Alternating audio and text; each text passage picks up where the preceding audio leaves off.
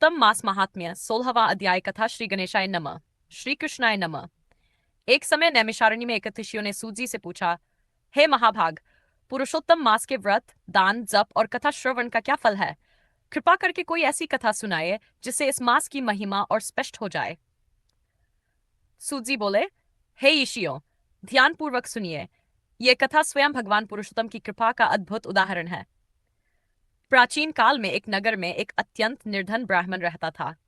वह धर्मनिष्ठ तो था, परंतु दरिद्रता के कारण उसका जीवन बहुत कष्टमय था। उसके परिवार में भोजन तक का अभाव रहता था। अनेक प्रयासों के बाद भी उसकी स्थिति नहीं सुधरती थी। एक दिन दुखी होकर वह वन में चला गया और वहां एक महान तपस्वी संत के दर्शन हुए।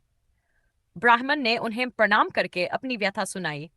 संत ने कहा, हे ब्राह्मण, जब पुरुषोत्तम मास आए तब श्रद्धा पूर्वक उसका व्रत करना, प्रतिदिन भगवान विष्णु का स्मरण करना, कथा सुनना और यथाशक्ति दान देना। भगवान पुरुषोत्तम अवश्य प्रसन्न होंगे। ब्राह्मण ने संत की आज्ञा को हृदय में धारण कर लिया। जब पुरुषोत्तम मास आया तब उसने प्रातःकाल स्नान किया, भगवान विष्णु की पूजा तुलसी दल अर्पित किया, नाम जप किया और प्रतिदिन कथा सुनी। यद्यपि उसके पास धन नहीं था, फिर भी वह श्रद्धा से थोड़ा सा अन्न दान करता था। मास समाप्त होने पर उसने विधिपूर्वक उद्यापन किया और भगवान से प्रार्थना की, हे पुरुषोत्तम प्रभु, मैं निर्धन हूं, मेरे पास आपको देने के लिए कुछ नहीं है, केवल आपकी भक्ति ही मेरी संपत्ति है। कृपा करके मेरे जीवन को सफल बनाए। भगवान उसकी निष्कपट भक्ति से अत्यंत प्रसन्न हुए। कुछ ही समय में उसकी दरिद्रता दूर हो गई। उसके घर में सुख, शांति और समृद्धि का आगमन हुआ।